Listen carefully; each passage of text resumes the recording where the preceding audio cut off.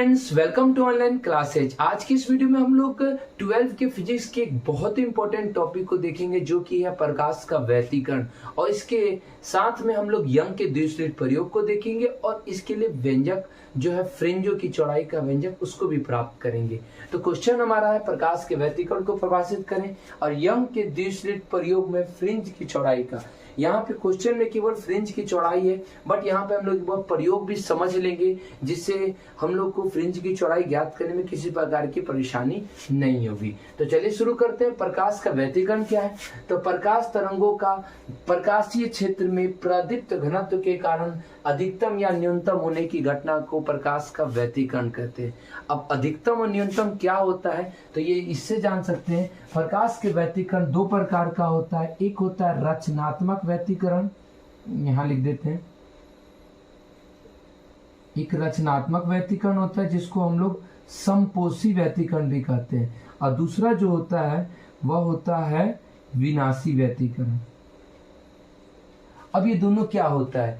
तो व्यतिकरण की घटना में क्या होता है, दो तरंगे आपस में मिलती है। दो तरंगे कैसी होती है? इस टाइप की होती है। इस तरंग में जो ऊपर का मान होता है उसको शीर्ष कहा जाता है, और जो डाउन होता है नीचे का होता है उसको गर्त कहा जाता है। तो मैंने अभी आपको बताया कि व्यतिकरण में क्या होता है, दो तरंगे आपस में मिलती है। ठीक है, तो जब दो तरंगे आपस में किस प्रकार मिलेगी, जैसे यहाँ मैं बना दे रहा हूं एक तरंग और एक और तरंग, ये दोनों आपस में मान लीजिए यहाँ मिल रही है। तो अगर किसी तरंग का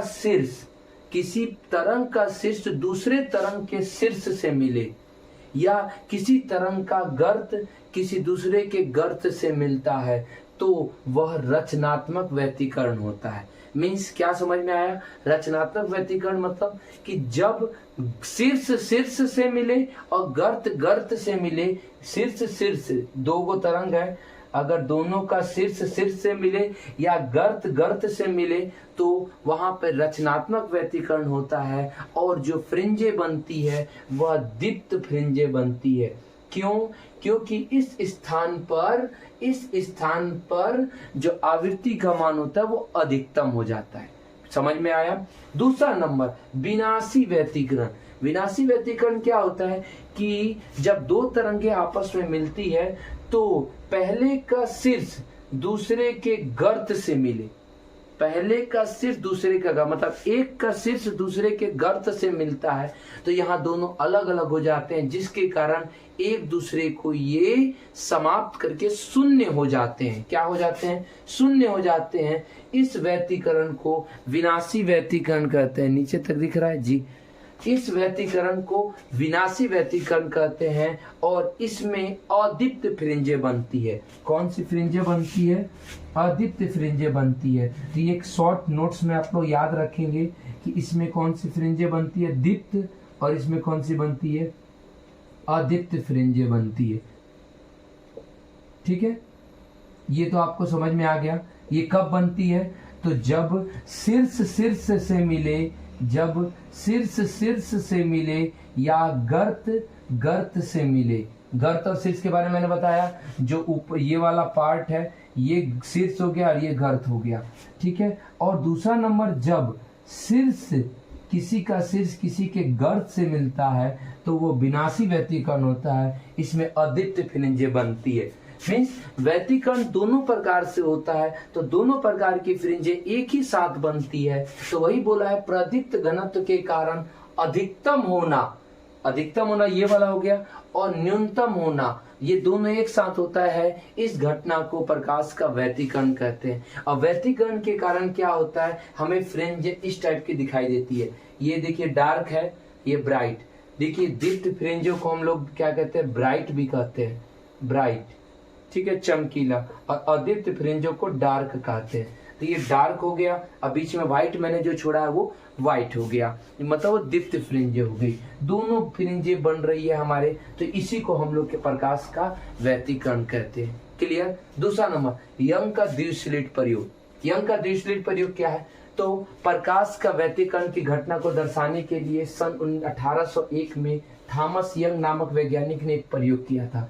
जिसे यंग का द्विस्लिट प्रयोग कहते हैं। अब इसे द्विस्लिट क्यों कहा जाता है? तो यंग जब व्यतिकरण की घटना का प्रेक्षण कर रहे थे, मैं इसको नीचे वाले को मिटा देता हूँ, ये तो इसमें नहीं पढ़ना है, समझाने के लिए मैंने किया था, ठीक है।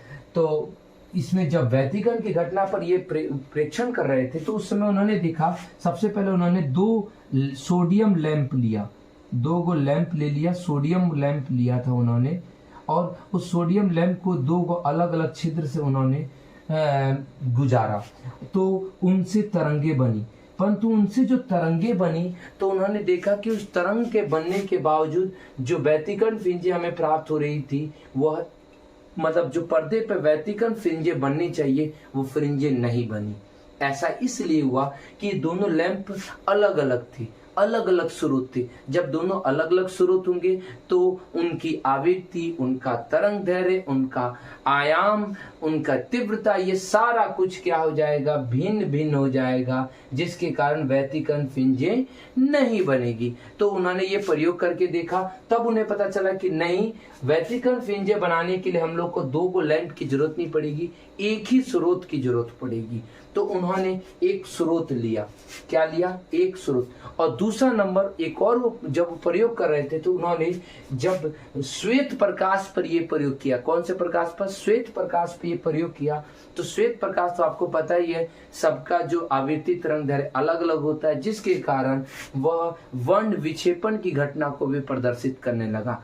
इसलिए उन्होंने श्वेत प्रकाश को भी हटा करके उन्होंने एक वर्णी प्रकाश का प्रयोग किया। एक वर्णी मतलब जिसमें केवल एक वर्ण हो। एक वर्ण मतलब अगर वो लाल रंग का हो तो खाली लाल रंग का ही प्रकाश हो, नीला हो तो नीला ही हो, हरा हो तो हरा, पीला पीला, ठीक है। उसमें 7 रंग वाला जो श्वेत प्रकाश है वो नहीं होगा। अर्थात उन्होंने, यंग ने इस प्रयोग में एक वर्णी प्रकाश स्रोत, बहुत ही वीवीआई लाइन है इसलिए मैंने बताया आपको, एक वर्णी प्रकाश स्रोत द्वारा एक संकीर्ण रेखा छिद्र S को प्रकाशित किया। एक वर्णी प्रकाश स्रोत, ये S को प्रकाशित किया, छिद्र है। जब इसको प्रकाशित किया तो आप देखिए, ये तो दीवार है, ये छिद्र है, इसका मतलब प्रकाश स्रोत इससे गुजरेगा। जब इससे गुजरेगा तो ये तरंगे बनेगी। तरंग में आपको मैंने बताया, एक होता है शीर्ष और एक होता है गर्त। ये होता है शीर्ष और ये नीचे वाला होता है गर्त। इसका मतलब हम यहाँ पे 2 गो बनाए हैं। एक जो बिना डैश वाला है, बिल्कुल प्लेन है, वो हो जाएगा शीर्ष, ये हो जाएगा शीर्ष, और ये वाला जो डैश डैश करके है वो हो जाएगा गर्त। ठीक है, तो देखिए यहाँ पर शीर्ष गर्त, शीर्ष गर्त, शीर्ष गर्त, शीर्ष, ठीक है। ये हमारी क्या है? तरंग दैर्घ्य है। जब इन्होंने देखा सोडियम लैंप पे कि 2 अलग अलग स्रोत रहेंगे तो गलत हो जाएगा, इसलिए उन्होंने एक ही प्रकाश स्रोत लिया और उस स्रोत से कुछ दूरी पर एक पर्दा लेकर के उस पे 2 छिद्र S1 तथा S2 रख दिया। तो यहाँ देखिए, एक कुछ दूरी पर प्रकाशित किया और छिद्र से आगे कुछ दूरी पर एक पर्दा रखा जिसपे 2 छिद्र S1 तथा S2 स्थित थे। छिद्र S से आने वाला प्रकाश तरंगे S1 तथा S2 को समान रूप से प्रकाशित करता है। ये तरंगे समान रूप से इसको प्रकाशित करता है, तो इनसे उत्पन्न होने वाला, मतलब S1 और S2 से उत्पन्न होने वाली तरंगों का आयाम और तरंग दैर्घ्य क्या होगा? समान होगा। आयाम, तरंग दैर्घ्य, आवृत्ति, सारा कुछ क्या होता है? इनका समान होता है। क्यों? क्योंकि ये दोनों स्रोत किससे उत्पन्न हुए? S से उत्पन्न हुए, मीन्स एक ही इसका जन्मदाता है, एक ही से ये दोनों उत्पन्न हुए, इसलिए इनकी कला संबद्धता होगी, मीन्स कला भी समान होगी, आयाम, आवृत्ति, टोटल चीज यहाँ पे क्या होगा? इनका समान होता है। जिस स्थान पर, मैंने अभी यहाँ पे बताया भी था आपको, जिस स्थान पर इन दोनों तरंगों का शीर्ष से मिलता है, मतलब दोनों तरंगों का शीर्ष, एक का शीर्ष दूसरे के शीर्ष से मिले अथवा गर्त से मिलता है, तो उस स्थान पर प्रकाश की तीव्रता अधिक हो जाती है और कौन सी फ्रिंजें बनती है? दीप्त फ्रिंजें बनती है। मैंने अभी इसको रचनात्मक व्यतिकरण में बताया था आपको। और वहीं दूसरी तरफ जब एक तरंग का शीर्ष दूसरे तरंग के गर्त से मिलता है तो उस स्थान पर प्रकाश की तीव्रता कम हो जाती है और कौन सी फ्रिंजें बनती है? अदीप्त फ्रिंजें बनती है। इसको मैं मिटा देता हूं। ठीक है। तो यहाँ पर हमने देखा कि जब गर्त गर्त से मिलेगा तो या सिर से मिलेगा तो वहां ब्राइट होगा, मतलब दीप्त फ्रिंजें बनेगी। कौन सी फ्रिंजें बनती है? दीप्त फ्रिंजें बनती है जब सिर से मिले और गर्त गर्त से मिले।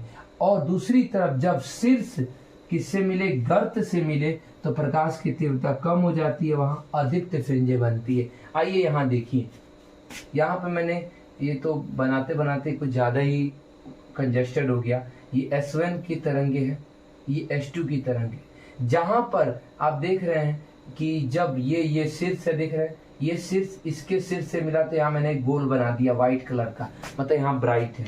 इसका गर्त इसके गर्त से मिला तो यहाँ व्हाइट, इसका सिर इसके सिर से मिला यहाँ व्हाइट, अर्थात ये पूरा व्हाइट हो जाएगा। फिर इसका सिर इसके गर्त से मिला तो यहाँ ब्लैक, यहाँ ब्लैक, यहाँ black, black black black black. इसी प्रकार यहाँ white white white white white, ठीक है, यहाँ पे व्हाइट हो जाएगा, ठीक है। फिर ब्लैक कहाँ होगा? तो इधर देखिए, यहाँ पर, यहाँ देखिए ये व्हाइट होगा, ये यहाँ पर व्हाइट होगा, यहाँ व्हाइट होगा, ठीक है, यहाँ व्हाइट होगा। अर्थात फिर जहां पे गर्त गर्त से मिल रहा हो या सिर से मिल रहा हो वहां व्हाइट कर दीजिएगा, और जहां गर्त सिर से मिल रहा होगा वहां पे ब्लैक कर दीजिएगा। ब्लैक करने के लिए बिंदु कर दीजिएगा और उसके लिए यहाँ पर एक छिद्र बना दीजिएगा, व्हाइट के लिए व्हाइट हो जाएगा, ठीक है। तो ये हम लोगों ने देखा। इस फिगर को आप बना सकते हैं, ये फिगर बन जाए तो अच्छी बात है। एक और इसको शॉर्ट रूप से फिगर के लिए मैंने यहाँ पे बना दिया है, यंग का द्विस्लिट प्रयोग। S एक स्रोत, ठीक है, एक वर्णी प्रकाश स्रोत निकला, यहाँ से एक वर्णी प्रकाश स्रोत दिया गया जो S से प्रवेश किया। S से प्रवेश करने के बाद यहाँ पे क्या हुआ? S1 और S2 दो छिद्र थे, यहाँ से प्रवेश हुआ। अब प्रवेश होने के बाद से यहाँ पर इसकी दीप्त फ्रिंजें बन गए। इससे ज्यादा बेहतर यही है, यही आप बना लीजिएगा, ठीक है। तो इस प्रयोग के आधार पर यंग ने बताया कि व्यतिकर्ण फ्रिंजें कब बनेगी? तो पहला प्रकाश स्रोत क्या होगा? एक वर्णी होगा, तब बनेगी। दूसरा नंबर, प्रकाश स्रोत कला संबद्ध होना चाहिए। देख रहे हैं यहाँ पर दो गो अलग अलग लिए हैं, दो गो एक ही स्रोत से दो गो छिद्र अलग अलग लिए हैं, जिससे दोनों की तरंगे क्या होंगे? कला संबद्ध होगी। और तीसरा नंबर, दोनों तरंगों का आयाम, तरंग दैर्घ्य, आवृत्ति, ये सारा कुछ क्या होता है?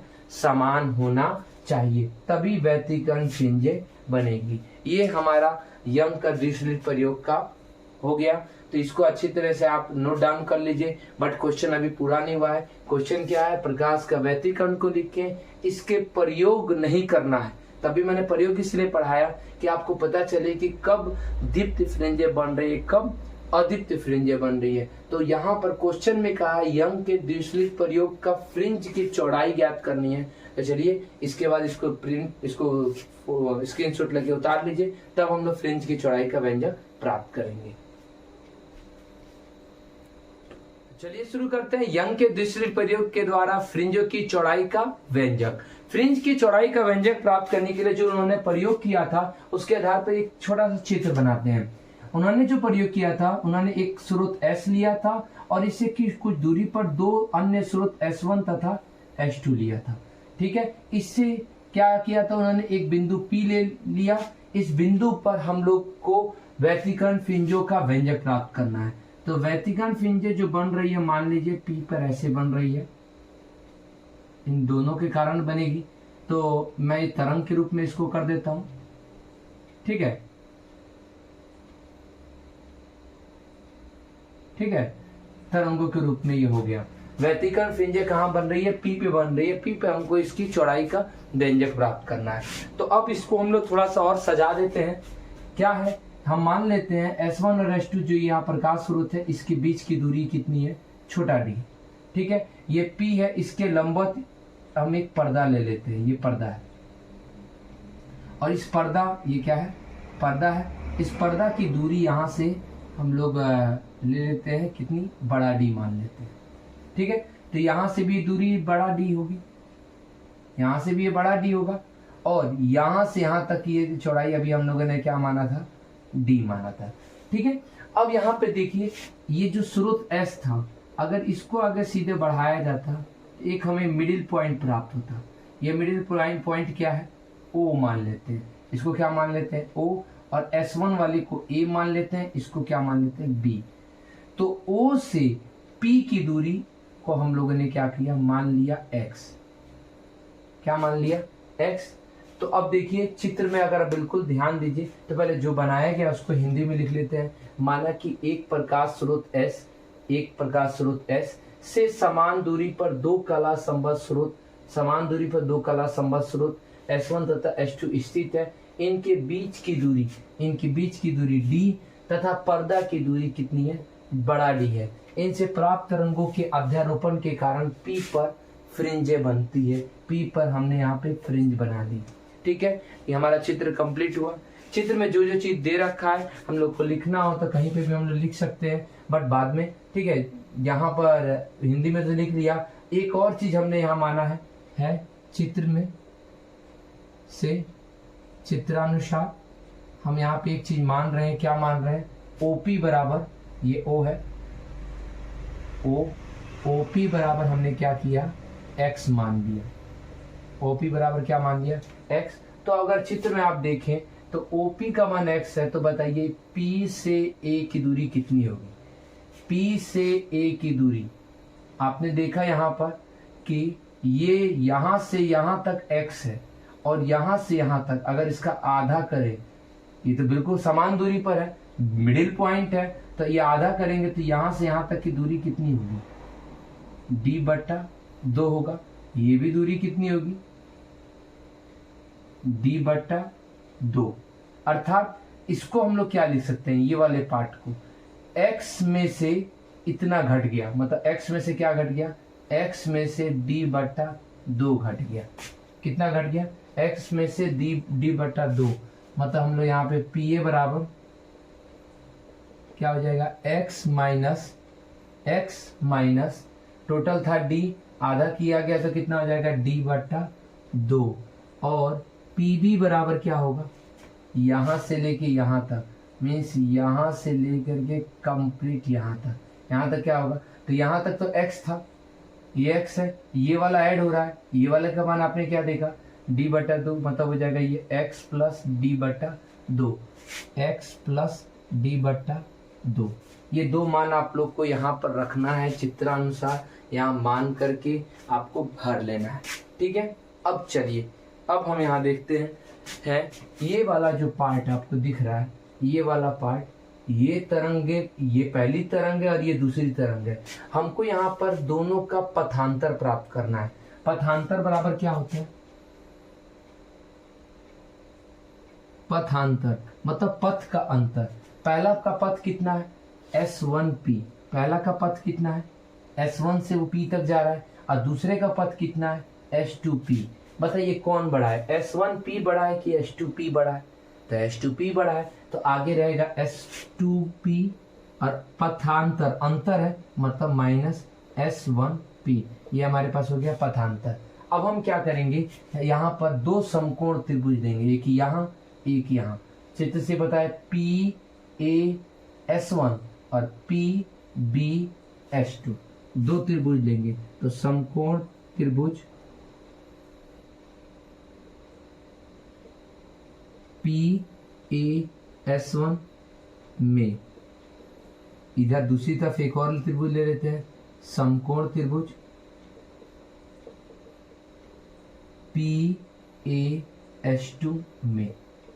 ठीक है, दोनों को साथ ही लेके करते हैं। PAS1 में देखिए यहाँ पर ये 90 है, मतलब इसके सामने वाला ये जो डंडा होगा वो कर्ण होगा, तो कर्ण स्क्वायर बराबर लंब स्क्वायर जोड़ आधार स्क्वायर। मतलब इसमें क्या होगा, S1P कर्ण है, कर्ण स्क्वायर बराबर लंब square, means PA square plus आधार स्क्वायर क्या आ जाएगा, S1A स्क्वायर। PA का मान आपने यहाँ देखा, PA का मान क्या है, x माइनस d/2 का स्क्वायर, और S1 से A की दूरी मैंने आपको बोला ये हमने क्या माना है, d माना है। पर्दा की दूरी कितनी है, d, तो ये हो जाएगा d²।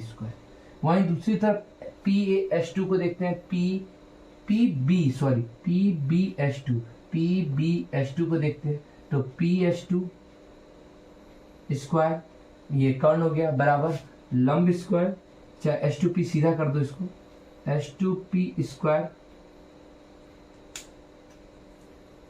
H2P स्क्वायर बराबर क्या हो जाएगा, लंब मतलब PB स्क्वायर प्लस आधार H2B स्क्वायर।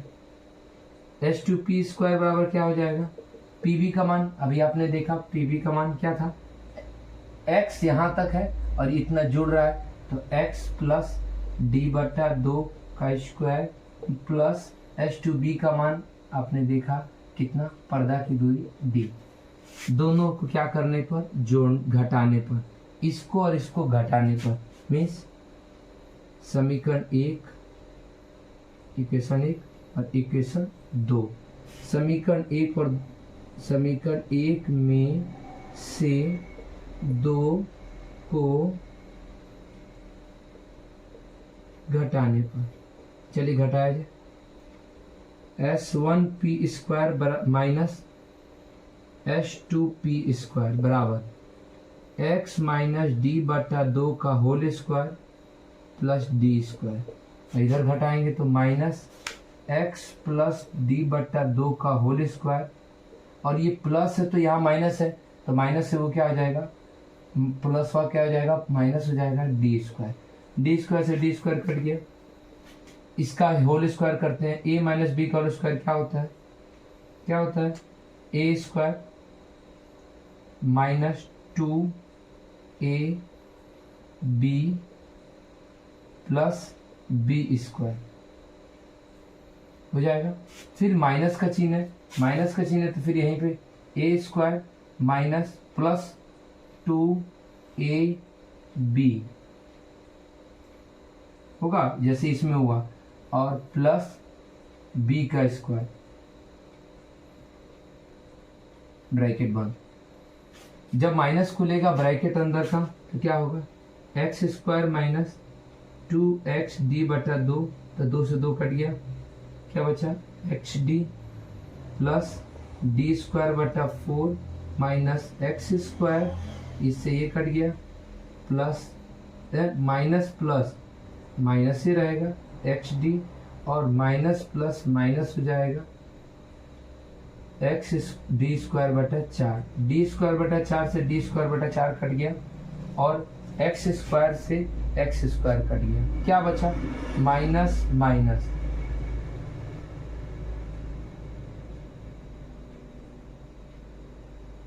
यहाँ पे एक वो हुआ, H2P बड़ा था ना, H2P को आगे करना था, H2P को आगे करना था, S1P को पीछे करना था, तो यहाँ पे काम कीजिए आप, H2P को आगे कर लीजिए और S1P को पीछे कर लीजिए, मतलब 2 को 1 से घटा दीजिए, क्योंकि जो बड़ा था बड़ा में से छोटा घटा सकते हैं, इसका मतलब प्लस वाला आगे हो जाएगा, माइनस वाला पीछे हो जाएगा, तो यहाँ वाला प्लस वाला आगे हो गया और ये माइनस वाला पीछे हो गया, फिर यहाँ प्लस वाला आगे हो गया और यहाँ माइनस माइनस क्या आ जाएगा, प्लस, अर्थात आंसर हमारे पास क्या आया, H2P का स्क्वायर माइनस S1P का स्क्वायर बराबर XD क्या हो जाएगा, 2XD, ये आ गया।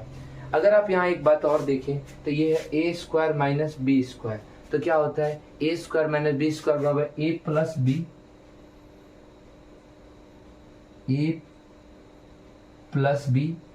प्लस बी हो गया, और इंटू a माइनस बी, एक बार प्लस से एक बार माइनस से, बराबर 2XD। अगर यहाँ हम देखें, अगर ये बिंदु क्या इसके निकट हो तो ये वाली जो दूरी होगी वो लगभग इसके बराबर हो जाएगी, d के बराबर हो जाएगी, और ये वाली दूरी भी लगभग इसके बराबर हो जाएगी d।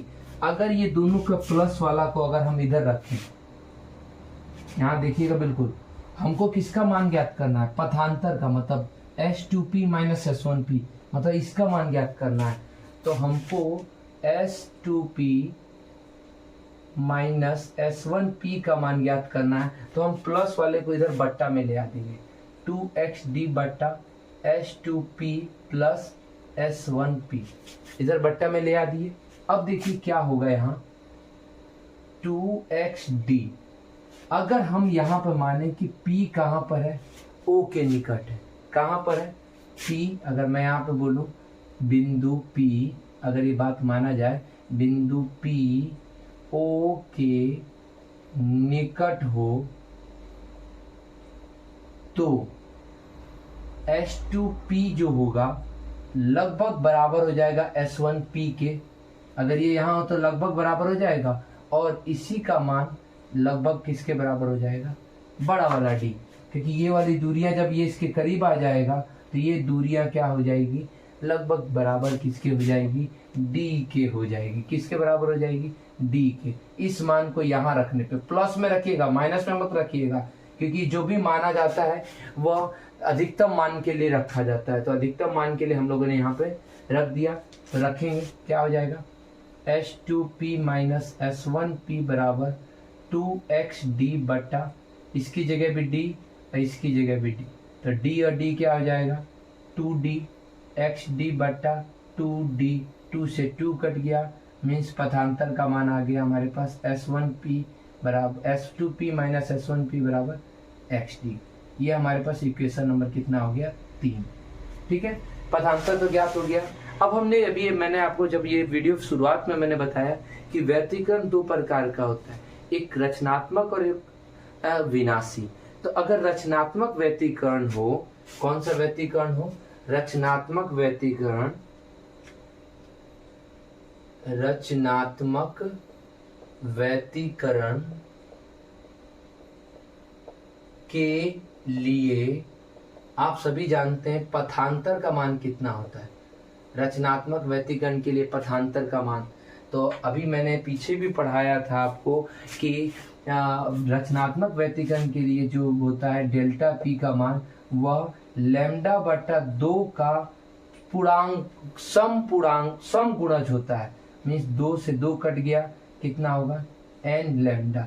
मीन्स पथांतर का मान किसके बराबर होगा? n lambda. पथांतर मतलब क्या होगा?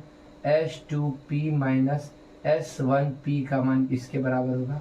n lambda. इस वाले मान में किसका मान रख दीजिए? xd का मान रख दीजिए। xd बराबर हो जाएगा n लैम्डा। कहाँ से? समीकरण 3, इसको 4 बना दीजिए। समीकरण 3 और 4 से इतना बराबर इतना और इतना बराबर इतना, मतलब n xd बराबर n लैम्डा। xd बराबर क्या हो जाएगा?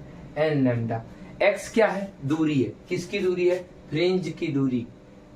x क्या है? फ्रिंज की दूरी है। तो x बराबर क्या हो जाएगा? n लैम्डा बटा d। अगर हम मान लें कि एक फ्रिंज x है तो वो कितने दूरी पर होगा? n दूरी पर। तो इसके बाद जो अगला फ्रिंज होगा वो कितना होगा? nवा फ्रिंज मान लीजिए, nवा फ्रिंज है, ये x है, तो इसके बाद अगला फ्रिंज क्या होगा? n प्लस 1वां फ्रिंज होगा। ठीक है, दो गो फ्रिंज अगर लगातार, क्योंकि फ्रिंज की चौड़ाई ज्ञात करनी है। चौड़ाई का मतलब क्या होता है? दो गो के बीच। अब जैसे मान लीजिए मैं बोला आपको कि ये दो फ्रिंज है, इनकी बीच की चौड़ाई ज्ञात करनी है, तो आपको इसकी, ये दो गो फ्रिंज मान लीजिए, यहाँ पर एक सपोज कीजिए, यहाँ पे ले लेते हैं, एक फ्रिंज भी ये है और एक फ्रिंज यहाँ है। इन दोनों की आपको चौड़ाई ज्ञात करनी है इस बिंदु से। तो आपके पास एक मेन स्रोत दे रखा है, इस स्रोत से आप इसकी दूरी ज्ञात करेंगे और इस स्रोत से आप इसकी दूरी ज्ञात करेंगे। दोनों की दूरी को आपस में क्या कर देंगे? घटा देंगे, तो आपको ये फ्रिंज की चौड़ाई निकल जाएगी। तो आपने यहाँ देखा कि x जो है ये वाला हो गया, तो इसके बाद वाला क्या होगा? तो ये वाला कौन सा मान है? nवां पद है, तो इसके बाद वाला क्या होगा? n प्लस 1वां पद होगा। इसके बाद वाला कौन होगा? n प्लस 1वां पद, और दोनों को हम लोग घटा देंगे। तो वही यहाँ पे मैं लिख रहा हूँ हिंदी, एक हिंदी लिखना है, nवे फ्रिंज और nवे फ्रिंज और n प्लस 1वे फ्रिंज की दूरी, ये दूरी ना था, दूरी क्या? xn और xn प्लस 1 हो तो फ्रिंज की चौड़ाई, फ्रिंज की चौड़ाई बीटा बराबर क्या होगा, xn+1 माइनस xn, मतलब बीटा का मान क्या होगा, ये वाली चौड़ाई माइनस ये वाली दूरी, मतलब ये वाली दूरी माइनस ये वाली दूरी, दोनों को क्या कर दीजिए, घटा दीजिए। एक n+1 की दूरी और एक n वाली दूरी, दोनों को घटा दिएगा तो चौड़ाई निकल जाएगा। चौड़ाई यहाँ बीटा से सूत्र क्या था, बीटा बराबर क्या हो जाएगा, xn+1 माइनस xn। n+1 का मान देखिए कितना होगा, मान रखिए n+1, तो यहाँ x है तो यहाँ पे n है, n+1 रहेगा तो यहाँ पे n की जगह क्या हो जाएगा, n+1, बाकी रहेगा लैम्डा बट्टा छोटा d माइनस बड़ा D कैंसिल हो गया है क्या, बड़ा D कैंसिल कहाँ हुआ था, यहाँ बड़ा D था, 2 ना कैंसिल हुआ था, बड़ा D है यहाँ पे बड़ा D रहेगा, बड़ा D ऊपर चला गया, ठीक है। तो क्या हो जाएगा, n+1, n की जगह पे n+1 लैम्डा बड़ा D बटा छोटा d माइनस xn का मान क्या हो जाएगा, n की जगह n ही रहेगा, n लैम्डा बड़ा D बटा छोटा d बराबर लैम्डा d में n से गुणा करेंगे तो n lambda d plus lambda d में 1 से लैम्डा d बटा छोटा d minus n lambda d। अगर हम लघुत्तम निकालते हैं तो दोनों d ही है, तो दोनों का एक ही साथ में लघुत्तम निकाल देते हैं, तो यहाँ पे क्या आएगा, ये मान आएगा, n लैम्डा d से n लैम्डा d कट जाएगा, क्या आंसर आया, बीटा बराबर लैम्डा d बट्टा छोटा d। यही यंग के द्विस्लिट प्रयोग में फ्रिंज की चौड़ाई का व्यंजक है। ठीक है,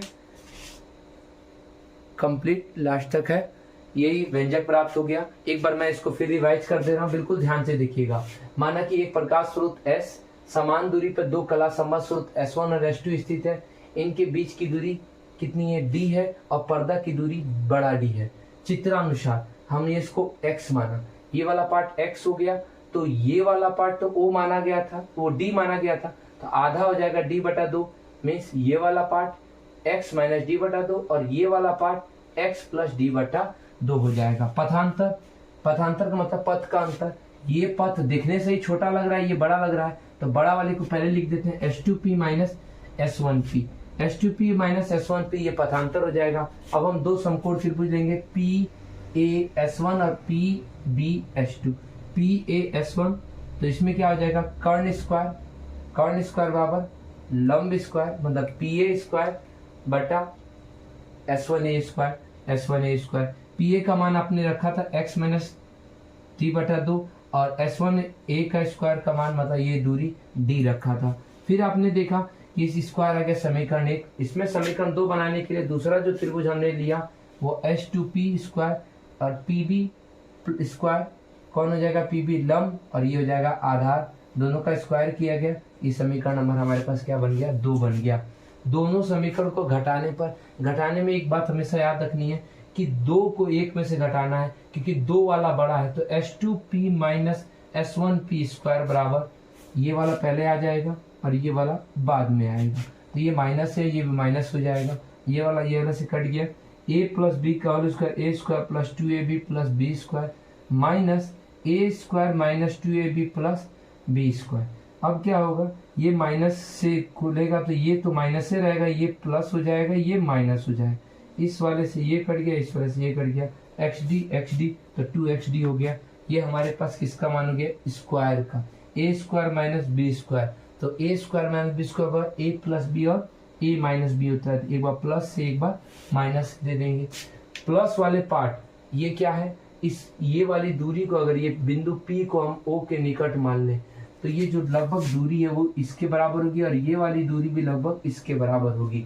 तो बिंदु OP के निकट हो तो मतलब पी ओ के निकट हो तो S2P लगभग बराबर S1P के बराबर होगा, और दोनों का मान हमने क्या मान लिया, डी होगा ही यहाँ पर ये पार्ट, तो इन दोनों पे जगह डी रख के 2D हो गया, 2 से 2 कट गया, XD बटा डी।